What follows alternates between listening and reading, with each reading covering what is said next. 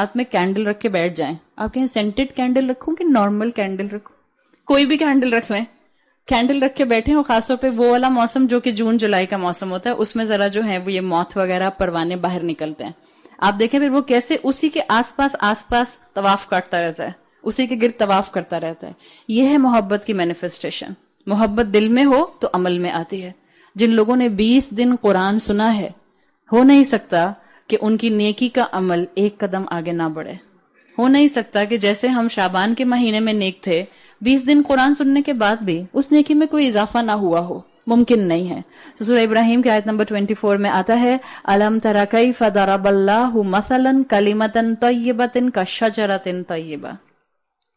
एक अच्छे कलमे की मिसाल ऐसी है जैसे कि एक दरख्त, तय्यब दरख्त, असलुहा साबित, जिसकी शाखें आसमानों तक जाती हैं, जिसकी जड़ें जमीन में डीप जाती हैं, व फरउहा फिस समा, और उसकी शाखें बुलंद आसमान पर जाती हैं। ईमान का बीज वो दरख्त होता है जिसकी जड़ें डीपली रूटेड होती हैं। कुरान की तालीम के 2 हिस्से, उसूल मजबूत होते हैं, ईमान मुकम्मल होता है। वफरउहा फिस समा, शरीयत की मैनिफेस्टेशन उसकी जिंदगी में नजर आती है। देखिए, ईमान नजर आता है, दरख्त की जड़ें आपको नजर आती हैं। इसी तरह से ईमान तो दिल में है। कैसे पता चलेगा रब को कि आप वाकई अल्लाह के ईमान, अल्लाह की मोहब्बत, अल्लाह का दिया हुआ कॉन्फिडेंस, अल्लाह का दिया हुआ खौफ दिल में रखती हैं? आपकी जिंदगी का रोज का अमल और चॉइसेस बताएंगी कि आपके दिल में अल्लाह की दी हुई मोहब्बत कितनी है। इमाम बहकी ने अपनी किताब का नाम यही रखा है, शोअबुल ईमान। शोअबुल ईमान का मतलब क्या है? शीन आइन बा, branches of faith. Iman branch out करता है। आप सल्लल्लाहु अलैहि वसल्लम की हदीस आती है सही मुस्लिम में, आपने फरमाया, अल ईमानु बिदउन व सबऊन औ बिदउन व सित्तून शुअबा। ईमान ब्रांच आउट करता है। आपने कहा या ईमान की 60 ब्रांचेस होती हैं या ईमान की 70 ब्रांचेस होती हैं। और इसी हदीस में आगे आता है जिसका मफहूम है कि अफजल तरीन ईमान का लेवल जो है ईमान का लेवल वो है ला इलाहा इल्लल्लाह को जिंदगी की तस्वीर बना लेना, और अदना तरीन ये है कि किसी रास्ते की जगह से तकलीफ दे चीज को हटा देना, बगैर सोचे समझे हटाया। ये नहीं पता था कि मैं इसलिए हटा रहा हूं कि मुझे जो है इसके बाद कितना रिवॉर्ड मिलेगा। ये अदना तरीन है। लेकिन पूरा ला इलाहा इल्लल्लाह जिंदगी में मैनिफेस्ट हो जाए, ये आला तरीन ईमान का दर्जा है। आप सल्लल्लाहु अलैहि वसल्लम की हदीस में आता है, इसी में आगे, वल हयाउ शुअबतुम मिनल ईमान। ईमान की एक ब्रांच हया है, और हया सिर्फ औरत के लिए नहीं है, हया सबके लिए है, मर्द और औरत दोनों के लिए है। हया सिर्फ आपकी और मेरी फिजिकल अपीयरेंस में नहीं होती। हया के लिए स्कॉलर्स कहते हैं कि जिस दिल में ईमान होता है उसके हर अमल में हया होती है, जिसको आप कहती हैं उर्दू में लिहाज वाला इंसान, जो हर एक का ख्याल रखता है, और जो उसका ख्याल रखता है वो उसका दुगना ख्याल रखता है। ये भी हया ही की मैनिफेस्टेशन होती है। तो ये 2 मुख्तलिफ कैटेगराइजेशन आपको कुरान की आयात की मिलती हैं, जो स्कॉलर्स जो हैं वो करते हैं। ये कैटेगराइजेशन आपको मिलती हैं कुरान में डिवाइड की हुई मक्की और मदनी कुरान में। मक्की कुरान सारे का सारा उसूल पर है, और मदनी कुरान सारे का सारा शरिया लॉस के ऊपर है। किस तरह से इंसान अपनी जिंदगी में अल्लाह की फरमाबरदारी को अडॉप्ट करेगा। अगर आप क्वांटिटी वाइज देखें तो सूरतों के नंबर में मक्की कुरान ज्यादा है। 13 साल के अरसे में जो ज्यादा से ज्यादा सूरतें नंबर वाइज आई हैं, उसमें मक्की कुरान ज्यादा आया है। मक्की कुरान में साउंड, रिदम, एक इम्पैक्ट आपको बहुत पावरफुल मिलता है। इसमें ड्रिलिंग इम्पैक्ट है। जहां सूदिंग इम्पैक्ट है मक्की कुरान में, वहां मक्की कुरान आपके दिल के अंदर एवरलास्टिंग इम्पैक्ट छोड़ जाता है। इसीलिए जब कुरैश, एक टाइम गुजरा 4-5 साल का रसूलुल्लाह सल्लल्लाहु अलैहि वसल्लम की रिसालत को, तो कुरैश जब भी कोई नया कबीला आया करता था हरम जाने के लिए या हरम के तवाफ के लिए या हज के लिए, तो कुरैश पहले से ही कबीले के लोगों को कह दिया करते थे कि अपने कानों में कॉटन प्लग लगा लो और तुम सुनना नहीं जो मोहम्मद नाम का शख्स कहेगा। इसलिए कि आप सल्लल्लाहु अलैहि वसल्लम जब कोई बाहर से इस तरह से डेलीगेशन आता था तवाफ करने के लिए या वो हरम के विजिट के लिए या वो हज के लिए, तो वो सबसे पहले जब हरम आता तो अल्लाह के रसूल सल्लल्लाहु अलैहि वसल्लम उनसे मुलाकात करके उनको कुरान की आयतें सुनाया करते थे। تو جیسے ہی یہ قریش کے لوگوں کو پتہ چلتا تھا کوئی نیا ڈیلیگیشن آ رہا ہے، یہ پہلے سے کہہ دیا کرتے تھے کہ دیکھو محمد کی بات نہیں سننا صلی اللہ علیہ وسلم، اس کے الفاظ میں جادو ہے اور وہ برین واش کر دیتا ہے. اسی لیے وہ پہلے سے لوگوں کو وارن کر دیا کرتے تھے. یہ وہ وقت تھا جس میں سورہ ملک نازل ہوئی ہے، مکی دور کا وہ ایسنس ٹائم، مکی دور کا وہ پرائم ٹائم جس کے اندر قریش اس بات کو تو محسوس کر گئے تھے کہ اللہ کے اس کلام میں، جس کو وہ اللہ کا کلام نہیں کہتے تھے، وہ کہتے تھے اس کلام میں کوئی میجیکل پاور ضرور ہے، اس لیے کہ یہ چلتے چلتے بھی اگر کان پر پڑ جاتا ہے تو سوچنے پر مجبور کر دیتا ہے. آپ کو اور مجھے عربی زبان سمجھ نہیں آتی نا، اس لیے شاید ہم سوچتے نہیں ہیں. ہم تراوی میں کھڑے ہو کر ایک پارا سوا پارا سنتے رہتے ہیں اور پھر ہمیں یون آتی رہتی ہے.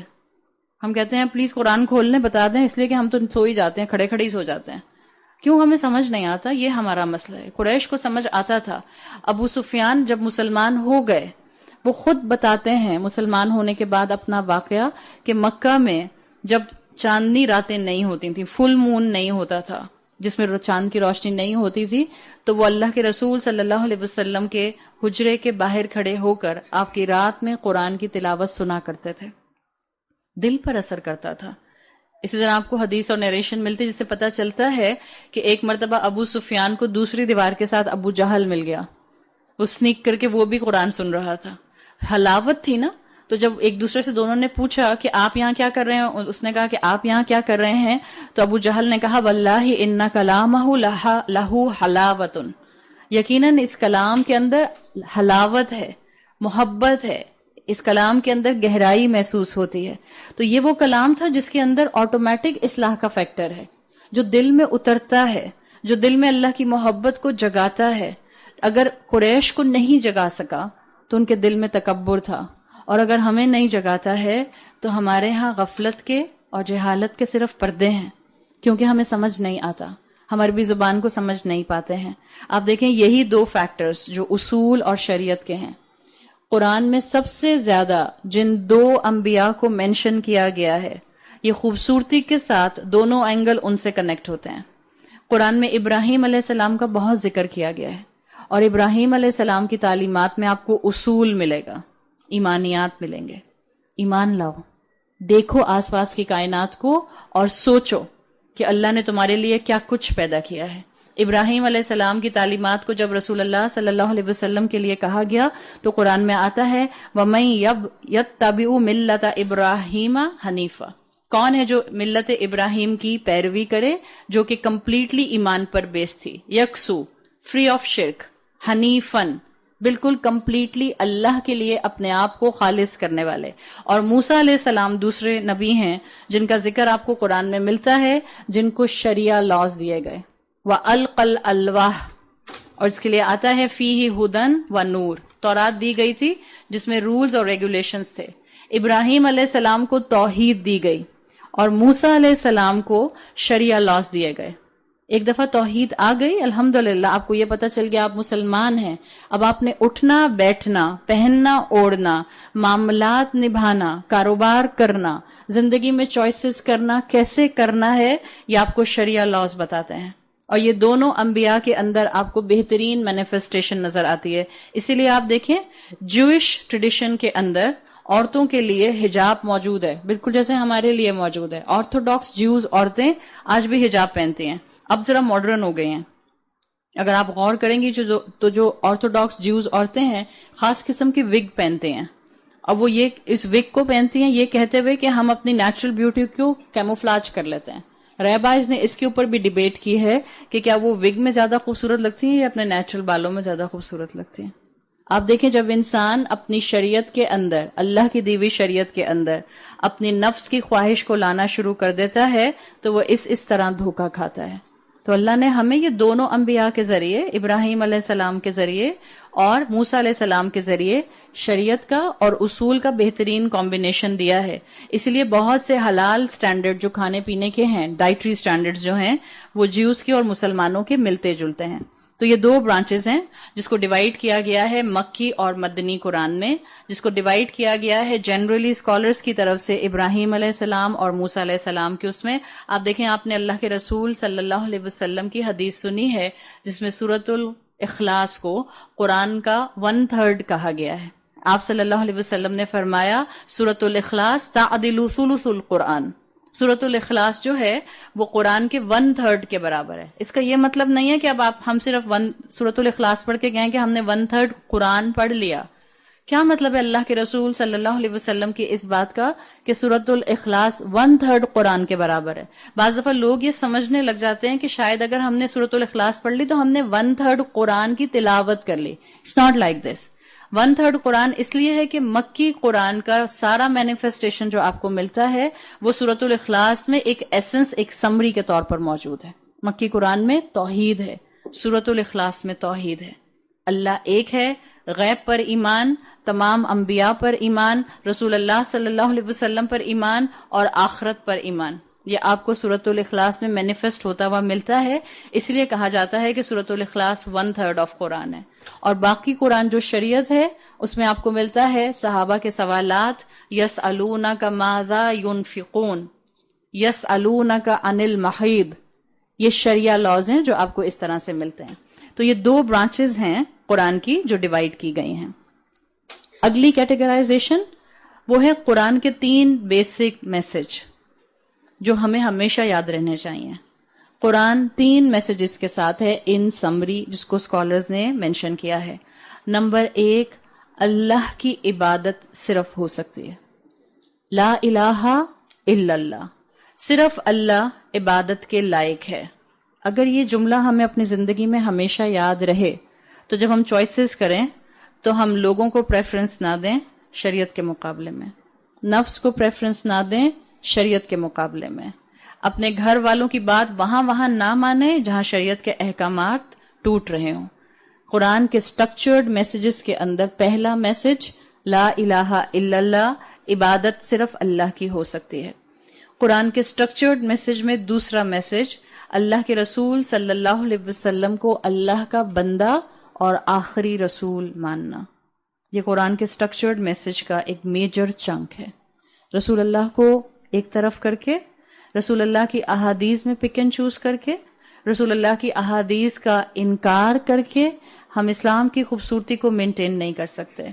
اور تیسرا سٹرکچرڈ میسج جو آپ کو اور مجھے قرآن سے ملتا ہے وہ یہ ہے کہ جس نے اللہ کی عبادت کی اور جس نے رسول اللہ کو اللہ کا رسول مان کے ان کی فرما برداری کی، اللہ اس کو کیا کیا ریوارڈ دے گا، اور جس نے نافرمانی کی اس کے ساتھ اللہ کیا سلوک کرے گا. یہ سٹرکچرڈ میسج کا تیسرا حصہ ہے ریوارڈز اینڈ پنشمنٹ. سورۃ الملک میں آپ کو ریوارڈز نہیں ملتے. سورۃ الرحمن میں ریوارڈز پڑھ لیے. سورۃ الملک میں کانسٹنٹلی پنشمنٹس ہیں. سورۃ الملک اللہ کا خوف پیدا کرتی ہے. سورۃ الملک آپ کو اور مجھے آج کے دور میں اپنے نفس کو پیچھے کر کے اللہ کی اطاعت کو سامنے لانے کے لیے بہت مددگار صورت ہے. سورۃ الملک اللہ کی میجسٹی کو، اللہ کے اکبر ہونے کو واضح کرتی ہے. سورۃ الملک میں قرآن کے سٹرکچرڈ میسیجز کے اندر آپ کو پہلا میسج جو کہ اس میں آتا ہے عبادت صرف اللہ کی ہوگی، اور تھرڈ میسج میں سے پنشمنٹ کا میسج یہ پرومیننٹلی نظر آئے گا. اسی لیے میں آپ کو ایک اور چیز بتا دوں، قرآن میں اسکالرز نے 7 تھیمز ڈیسائیڈ کی ہیں. انہوں نے کہا قرآن ٹوٹلی ان 7 تھیمز کے اندر ہے، یعنی آپ کو ان 7 میں سے کوئی نہ کوئی ایک تھیم کسی نہ کسی صورت میں ضرور مل جائے گی. اگر ایک چھوٹی سی صورت بھی ہے سورۃ الکوثر، اگر ایک چھوٹی سی صورت ہے سورۃ العصر، اگر ایک چھوٹی سی صورت ہے سورۃ المسد، تو آپ کو کسی بھی ایک ان تھیم میں سے ایک کوئی نہ کوئی تھیم کسی نہ کسی صورت میں ضرور ملتی ہے. ایک صورت میں ایک سے زیادہ بھی ہو سکتی ہیں، لیکن منیمم ان 7 میں سے اسکالرز کہتے ہیں کہ کوئی نہ کوئی آپ کو قرآن کا حصہ ملتی ہے. پہلا ہے توحید، پہلی تھیم قرآن کی توحید. دوسرا ہے قیامت کا دن، روز محشر. تیسرا ہے رسالت، رسالت میں تمام انبیاء آ جاتے ہیں پلس انکلوڈنگ رسول اللہ صلی اللہ علیہ وسلم. تو توحید ہے، قیامت کا دن ہے، رسالت ہے، اللہ کی دی ہوئی شریعت ہے، رولنگز ہیں، احکامات ہیں. پھر 5th اور 6th ہے ریوارڈز اینڈ پنشمنٹ. اللہ نے احکامات دیے، جس نے مان لیے اس کے لیے 5th تھیم بتاتی ہے کہ اللہ کی طرف سے انعامات ہیں. اللہ نے احکامات دیے، جس نے اگنور کیا جس نے نہ مانا، جس نے ان کی طرف اپنی توجہ نہ کی، 6 تھیم پنشمنٹس کی آپ کو قرآن میں ملتی ہے، اور 7 زندگی گزارنے کے انڈیویجول اور کلیکٹیو احکامات ہیں. یہ 7 تھیم ہیں آپ کو مختلف اسکالرز جو بتاتے ہوئے ملتے ہیں. کلاسیکل اسکالرز وہ کہتے ہیں کہ یہ قرآن پورے کا پورا ان 7 تھیمز میں ڈیوائیڈڈ ہے. توحید، قیامت کا دن، رسالت، احکامات، اللہ کے احکامات کے بعد ریوارڈز، 5th 6th پنشمنٹ، اور 7th وہ زندگی گزارنے کے اصول جو انڈیویجولی اور کلیکٹیولی انسانوں کو چاہیے ہوتے ہیں. تو یہ آپ کے سامنے ایک چھوٹا سا تعارف تھا قرآن کا. یہ اس لیے ضروری تھا کہ میں ایک دم سے اگر تبارک الذی سے بات شروع کر دیتی تو شاید کنیکشن ایک دم سے قرآن کی محبت والا نہ بنتا، ایک سورت سے محبت والا بن جاتا. ہم نے قرآن کی ہر سورت سے محبت کرنی ہے، ہم نے قرآن کی ہر سورت کو اہمیت دینی ہے. ہم نے زندگی میں 4 سورتوں کو صرف اپنا معمول نہیں بنانا، ہم نے اپنی زندگی میں پورے قرآن سے فائدہ اٹھانا ہے، پورے قرآن کو اپنی زندگی کا حصہ بنانا. یہ بالکل ایسے تھا جو بھی ہم نے پورا انٹروڈکشن کیا، بالکل جیسے آپ اپنے فون کو چارج کرنا چاہتے ہیں. ایک آپ کے فون کے چارجر کی سائیڈ ہوتی ہے وائر کی جو آپ کے فون میں جاتی ہے، اور دوسری جاتی ہے ساکٹ کے اندر. آپ نے اپنے چارجر کی وائر کو فون میں تو پلگ ان کر دیا، پر چارجر ساکٹ میں نہیں ڈالا. پورا دن بھی فون چارجنگ پہ لگا رہے گا تو چارج ہوگا؟ نہیں ہوگا. تو اسی لیے اسکالرز کہتے ہیں کہ ہمیشہ سے یہ اسکالرز کا آپ کو مزاج ملے گا. آپ اسکالرز کی بایوگرافی پڑھیں، ان کی میتھڈالوجی پڑھیں، ان کا منہج پڑھیں، آپ ان کا طریقہ کار پڑھیں کہ وہ اپنے شاگردوں کو کیسے پڑھاتے تھے. تو ہمیشہ سے یہ طریقہ کار اڈاپٹڈ رہا کہ پہلے ایک تمہید باندھی جاتی تھی. آپ دیکھتے ہیں کتابوں کے اندر بھی پریفیس ہوتا ہے، کتابوں کے اندر بھی پہلے انٹروڈکشن دیا جاتا ہے کہ اس کتاب میں کیا آئے گا. تو یہ جو ہم نے بات کی، ہمارا مقصد کیا تھا کہ ہمارا کنیکشن قرآن سے جڑ جائے، ہمارا چارجر جو ہے وہ اس قرآن سے جا کر لگ جائے، تاکہ ہر دن ہم یہاں جو بات سنیں وہ بات ہمارے دل کے اندر ایمان کو چارجنگ لیول، ایمان کے چارجنگ لیول کو بڑھاتی جائے. ایک آخری بات یہ کہ یہ جو تھیمز میں نے آپ کے سامنے رکھیں، یا جو میں نے تعلیم القرآن کے آپ کے سامنے 2 برانچز رکھے کہ قرآن ڈیوائیڈڈ ہے اصول میں اور شریعت میں، یا میں نے آپ کو قرآن کے 3 سٹرکچرڈ میسیجز بتائے کہ اللہ کی عبادت ہوگی، رسول اللہ کو اللہ کا عبد اور آخری رسول سمجھا جائے گا، اور ریوارڈز اور پنشمنٹ اس کو ملیں گے جو فرما بردار یا نافرمان ہوگا. یہ کیٹیگرائزیشن کیا اللہ کے رسول صلی اللہ علیہ وسلم نے خود کی ہے یا بعد میں کسی اسکالر نے کی ہے؟ واضح ہے یہ بات کس اسکالرز نے کی ہے. بالکل جیسے یہ بات ہمارے اندر واضح ہونی چاہیے. اب جو فتنہ اٹھ رہا ہے ایک نیا کہ اللہ کے رسول صلی اللہ علیہ وسلم کی زندگی میں قرآن پورا ڈکٹیٹ نہیں ہوا تھا، یہ کمپلیٹلی غلط ہے.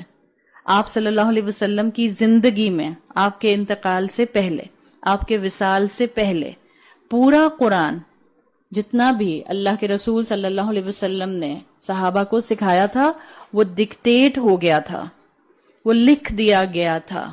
آپ کے وصال سے پہلے پورا قرآن لکھ دیا گیا تھا. 18 صحابہ اسائنڈ تھے، 18 صحابہ جو کہ یہ قرآن لکھا کرتے تھے. پورا قرآن لکھ دیا گیا تھا آپ کے انتقال سے پہلے. ہاں، ایک والیوم میں گیدر نہیں ہوا تھا، سکیٹرڈ تھا. لیکن کس سورت کے بعد کون سی سورت آئے گی، یا کون سی سورت کس جگہ مصحف میں پڑھی جائے گی، سورت کے اندر کس سورت میں آیت پہلی کون سی آئے گی اور اس کے بعد کون سی آئے گی، یعنی سیکوینس آف آیات ود ان دا سورہ اینڈ سیکوینس آف سورہ ود ان دا قرآن، یہ کیا ہوگا.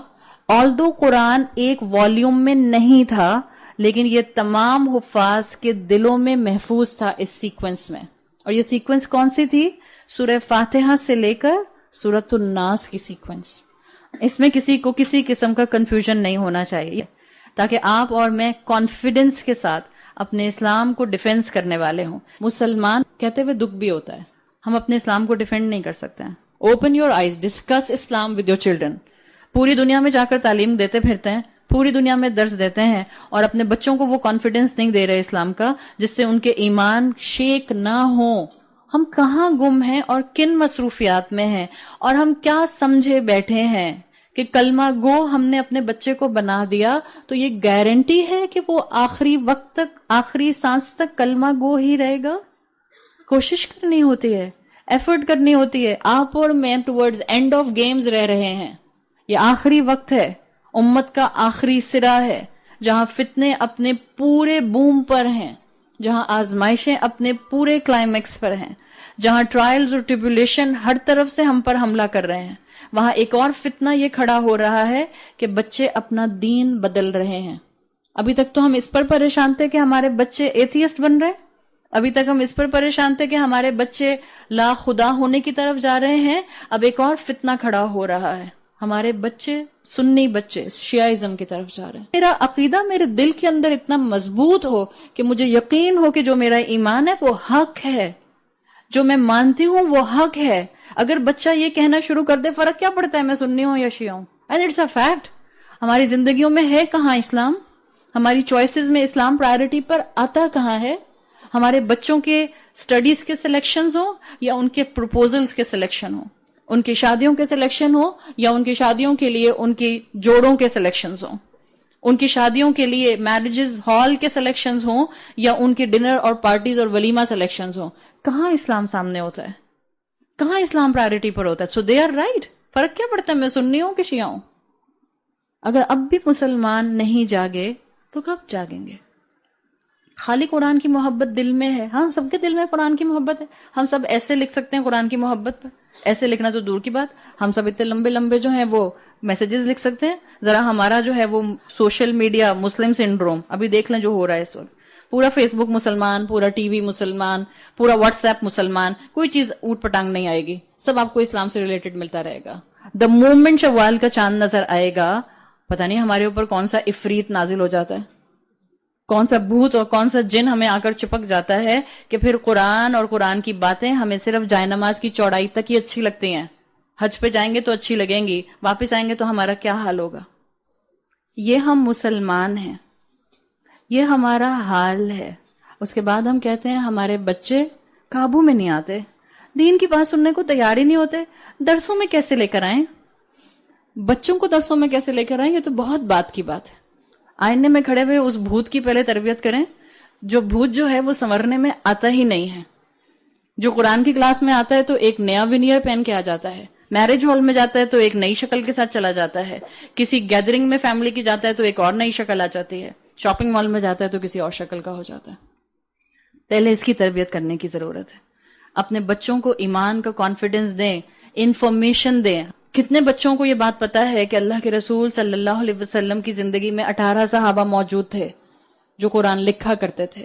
کتنے بچے اللہ کے رسول صلی اللہ علیہ وسلم کی وہ حدیث جانتے ہیں کہ جس نے میرے صحابہ کی عزت نہیں کی وہ منافق ہے؟ کتنے بچے اس بات کو جانتے ہیں کہ یہ جو ڈفرنس آف کریڈ ہے بٹوین سنیزم اینڈ شیعائزم، اس کا مسئلہ کیا ہے؟ ہم صحابہ کے لیے نامناسب الفاظ استعمال نہیں کر سکتے. ہمارے لیے ہر صحابی قابل احترام ہے. ہم یہ نہیں کہہ سکتے کہ فرق کیا پڑتا ہے کہ میں سنی ہوں یا شیعہ ہوں. ہم اللہ کے رسول سے بھی محبت کرتے ہیں، ہم اللہ کے رسول کے اہل بیت سے بھی محبت کرتے ہیں، ہم اللہ کے رسول صلی اللہ علیہ وسلم کے ایک ایک صحابی سے محبت کرتے ہیں، اور ہم جرت نہیں کر سکتے کسی کے خلاف اپنی زبان سے کوئی ابیوسو جملہ نکالنے کی. یہ وقت ہے اپنے آپ کو اس محبت کی مینیفیسٹیشن میں لے کر آئیے.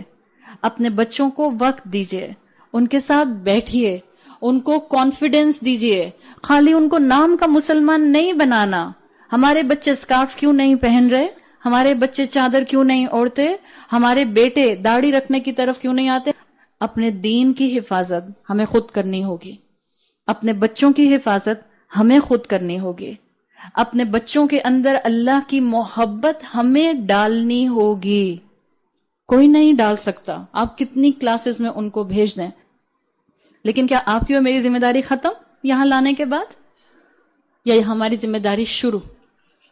اور ہماری ذمہ داری جو شروع ہوئی اپنی اولاد کے ساتھ وہ ختم کب ہوتی ہے؟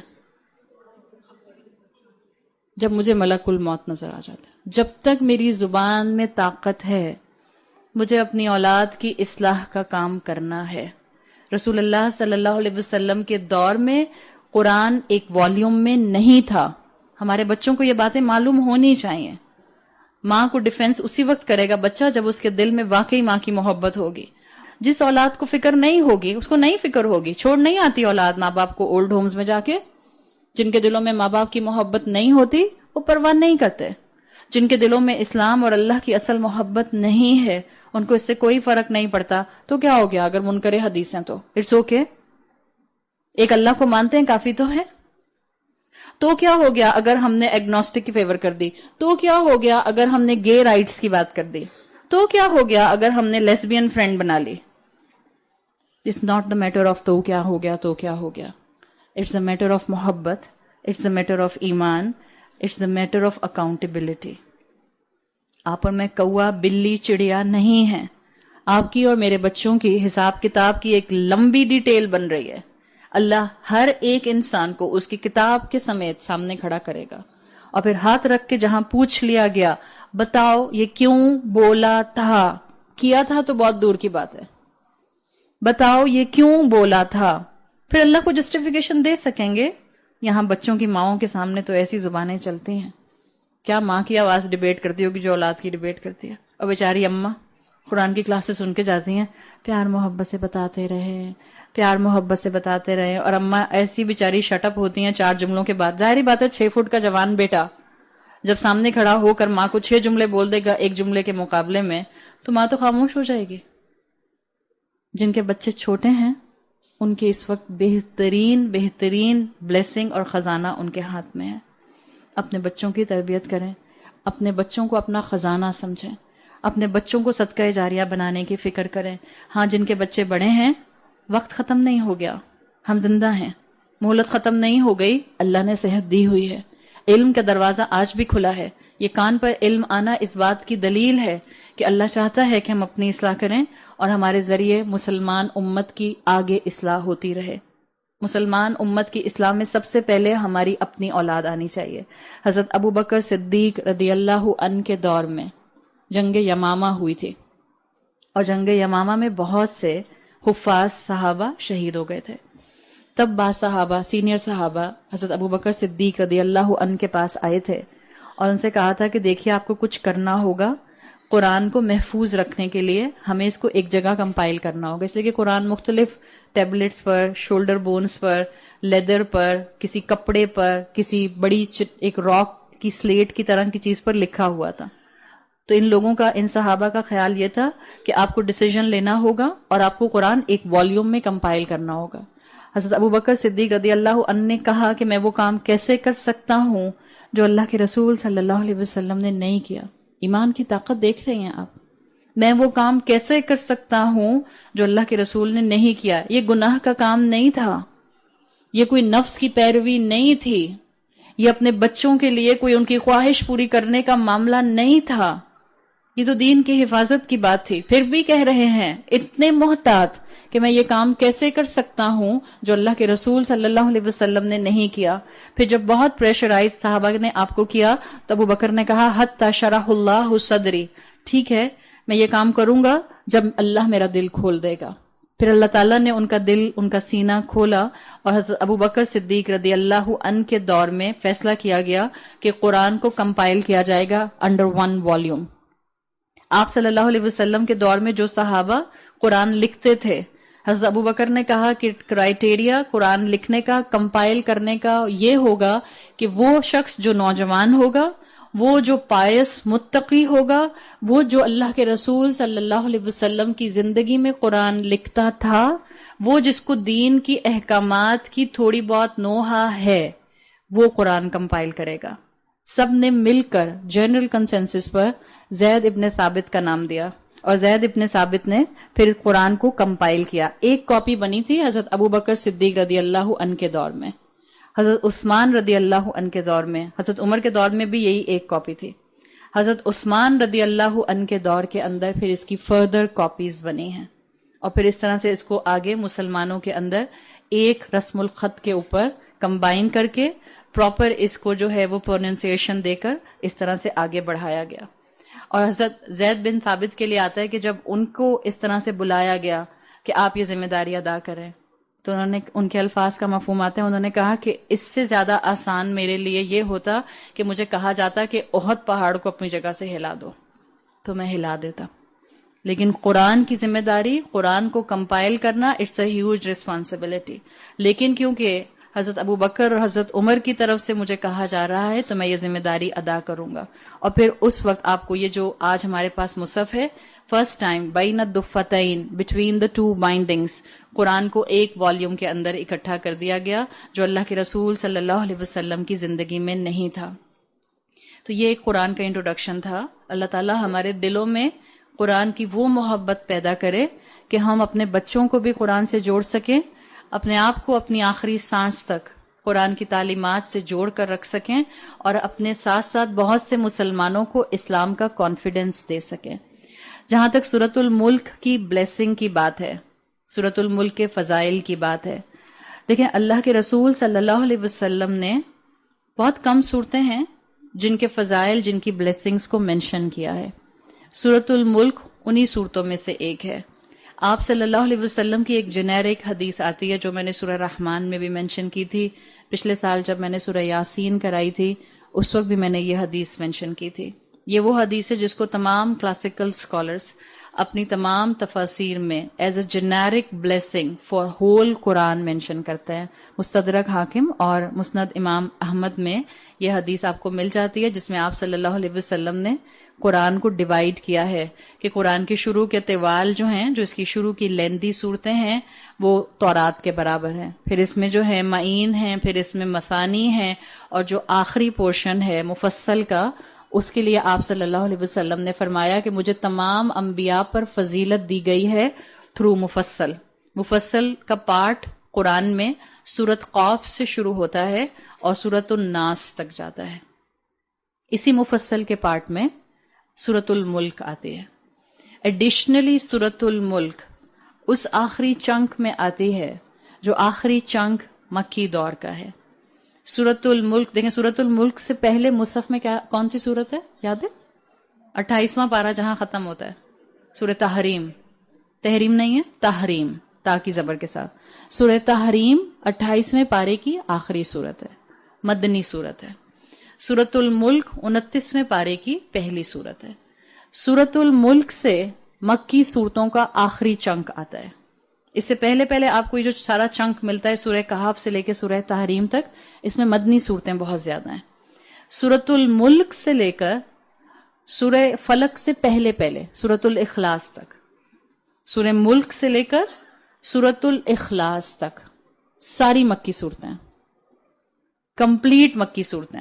یہ آخری چنک ہے مصحف میں مکی صورتوں کا. اور جو آخری 2 صورتیں ہیں قرآن کی کون سی ہیں؟ سورہ فلق اور سورہ ناس، یہ دونوں مدنی صورتیں ہیں. ٹھیک ہے، تو سورہ ملک اس حساب سے اہم ہے. ایک طرح سے اس کی فضیلت آتی ہے کہ یہ مفصل میں آتی ہے، جس کے لیے آپ صلی اللہ علیہ وسلم نے فرمایا کہ مجھے تمام انبیاء پر فضیلت دی گئی بالمفصل، اس مفصل کے حصے کے ذریعے. اس کی دوسری بلیسنگ یہ آتی ہے کہ یہ علماء کہتے ہیں کہ یہ ان آخری چنک مکی صورتوں کا ہے جو مصحف میں فائنلی آیا اور جو ایک اتھارٹیٹیو پوائنٹ رکھتا ہے تمام مسلمانوں کو نافرمانی سے نکالنے کے لیے اور تمام ڈس بلیورز کے اندر اللہ کی معرفت کو ڈالنے کے لیے. تو اس طرح سے سورہ ملک کی اہمیت آتی ہے. سورہ ملک کو بعض اسکالرز نے اللہ کے رسول صلی اللہ علیہ وسلم کی مختلف احادیث کی وجہ سے سورۃ المنجیات بھی کہا ہے. نجات دینے والی سورت، دا سیویئر، دا پروٹیکٹر، وہ سورت جو بچانے والی ہے. آپ کو سورۃ الملک کے اوپر بہت سی احادیث مل جاتی ہیں. صحیح حدیث آتی ہے رسول اللہ صلی اللہ علیہ وسلم کی، ابی داؤد کے اندر آپ نے فرمایا سورۃ من القرآن، قرآن میں سے ایک سورت ہے. اچھا، آپ میں سے جو لوگ الحمدللہ عربی زبان سمجھتے ہیں، سورتن من القرآن آیا ہے، جن کو سمجھ آتا ہے سورتن، یہاں پر کامن ناؤن آیا ہے، ایڈجیکٹو. جب جملہ عربی زبان میں نکرہ سے شروع ہوتا ہے تو ایک اس کی وجہ نکرہ میں آنے کی، اس چیز کی، اس جملے کی عظمت بیان کرنا بھی ہوتا ہے.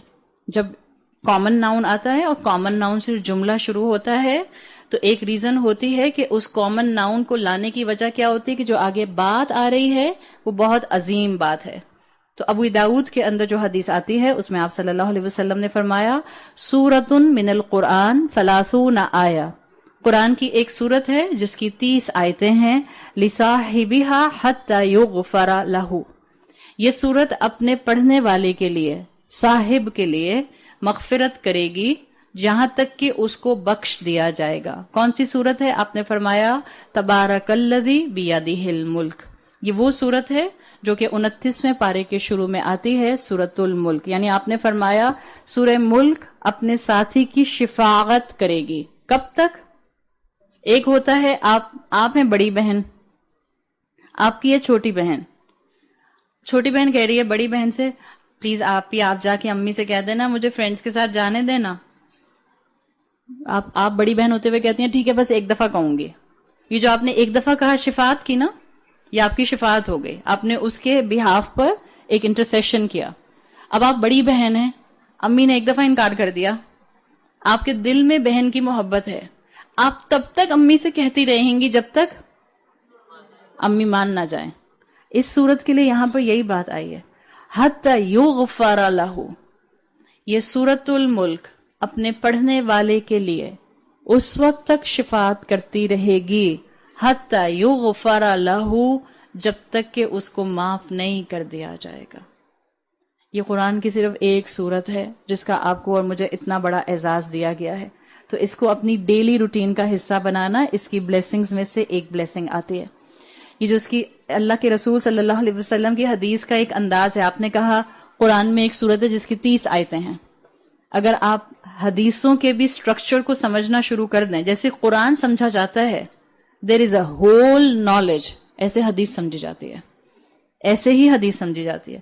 اللہ کے رسول صلی اللہ علیہ وسلم نے ڈائریکٹ کیوں نہیں کہا کہ قرآن کی سورت الملک یا قرآن کی سورت تبارک الذی جو ہے وہ ایسی سورت ہے جو اپنے پڑھنے والے کی شفاعت کرے گی جب تک کہ اس کو بخش نہ دیا جائے؟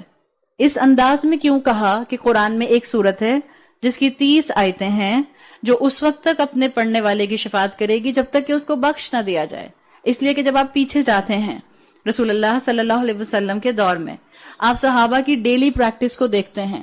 یہ صحابہ کی ڈیلی پریکٹس ہوتی تھی کہ جب وہ قرآن کے ساتھ اپنا وقت گزارتے تھے تو قرآن کے ساتھ وقت گزارنا ان کی ڈیلی کنورسیشن کا حصہ ہوتا تھا۔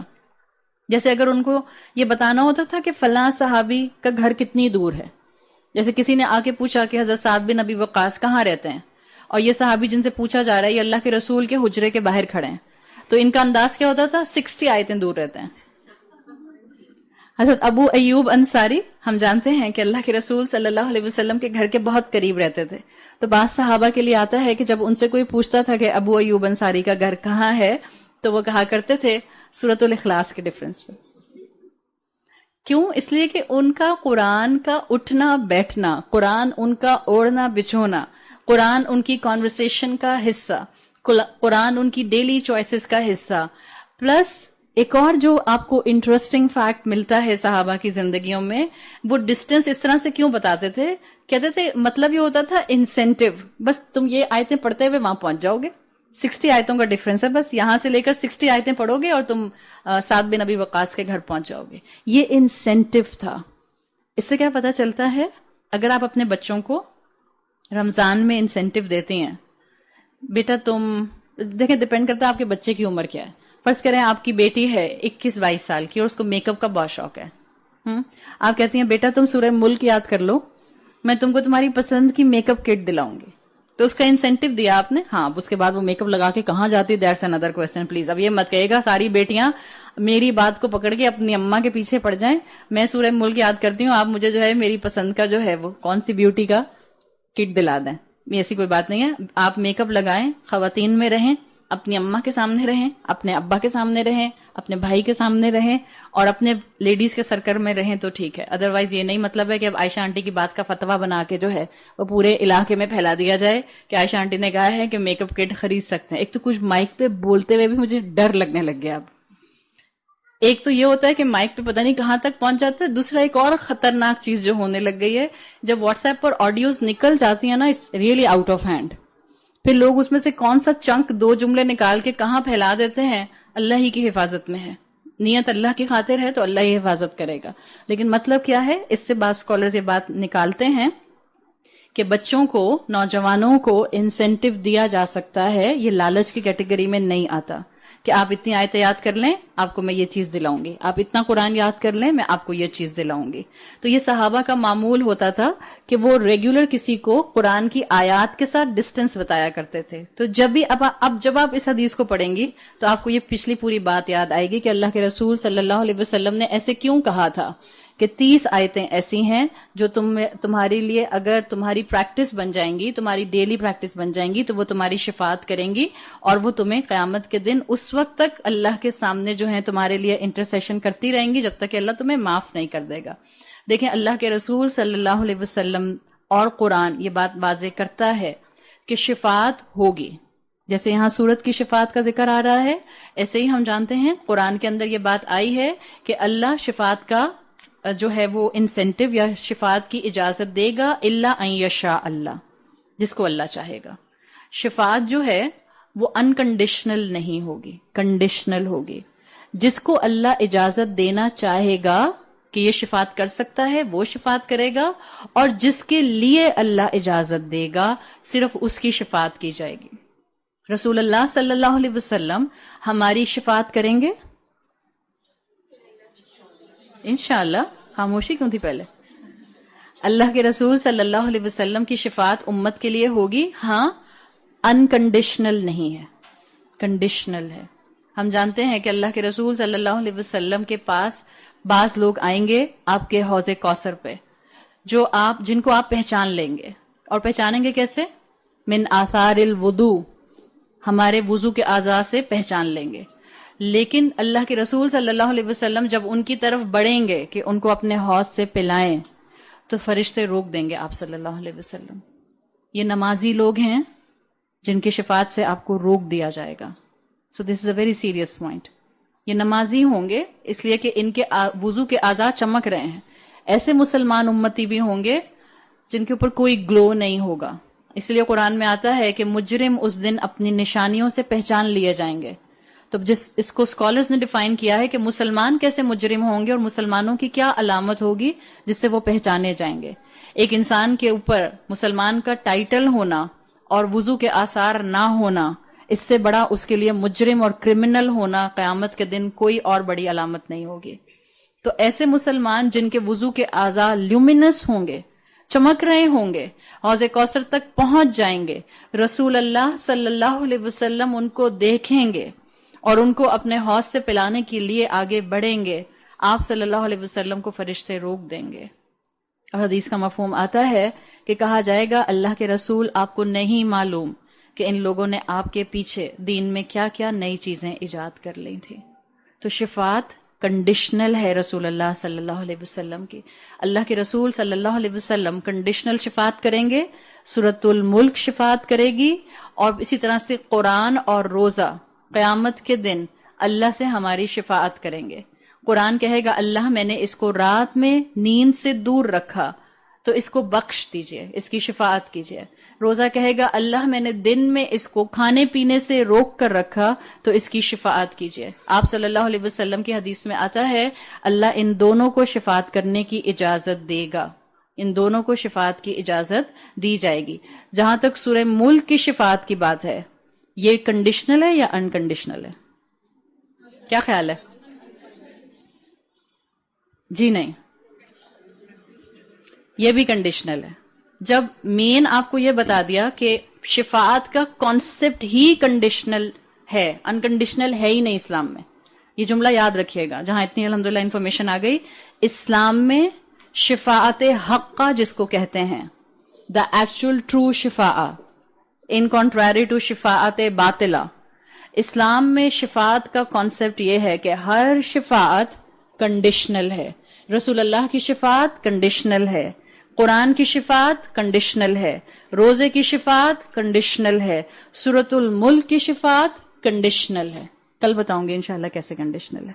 اللہ سے دعا کیجئے کہ اللہ ہمارے وقت میں برکت دے. میرا کبھی بھی صورتوں پر دوڑنے کا دل نہیں کرتا. میں نے اللہ کا نام لے کر فوزیہ کی خواہش کے اوپر سورہ ملک کرانے شروع کر دیا.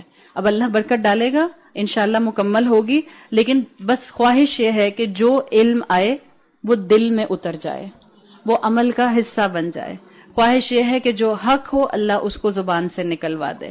دعا مانگیے گا اپنے لیے بھی اور دعا مانگیے گا میرے لیے بھی کہ اللہ مجھے بھی حق بولنے کی توفیق عطا فرمائے, کلیئرٹی آف سپیچ دے. اللہ ہمارا یہاں کا ایک ایک لمحہ روز محشر میں نیکیوں میں ہمارے نیکیوں کے سکیل میں ہیویسٹ لمحہ بنا دے. اللہ اس علم کو ہمارے حق میں حجت بنا دے. اللہ ہمیں اس آخری عشرے میں اپنی تمام تر بہترین مغفرت عطا فرمائے. اللہ تعالیٰ تمام مرحومین کی مغفرت فرمائے. اللہ تعالیٰ تمام مسلمان امت پر اپنا رحم فرمائے. اللہ جس کی جہاں جو حاجت ہے اللہ اس کی وہ حاجت مکمل فرمائے. اللہ تعالیٰ اس گھر پر اپنی رحمت اور برکت نازل فرمائے. اللہ تعالیٰ ہم سب کی اولادوں کو ہمارے لیے اور ہمیں اپنے والدین کے لیے بہترین صدقہ جاریہ بنائے. اللہ ہمیں موت نہ دے مگر اس حال میں کہ ہم ایمان پر مکمل اپنے جمے ہوئے ہوں. اللہ ہمیں اپنی رضا اور جنت الفردوس عطا فرمائیے. اللہ ہمیں اس عمل کو احسن طریقے سے مکمل کرنے کی توفیق عطا فرمائیے. اللہم احسن عاقبتنا فی الامور کلہا واجرنا من خزی الدنیا وعذاب الآخرہ. اللہم انک عفو کریم تحب العفو فاعف عنی. سبحانک اللہم وبحمدک اشہد ان لا الہ الا انت استغفرک واتوب الیک. جزاک اللہ خیرا.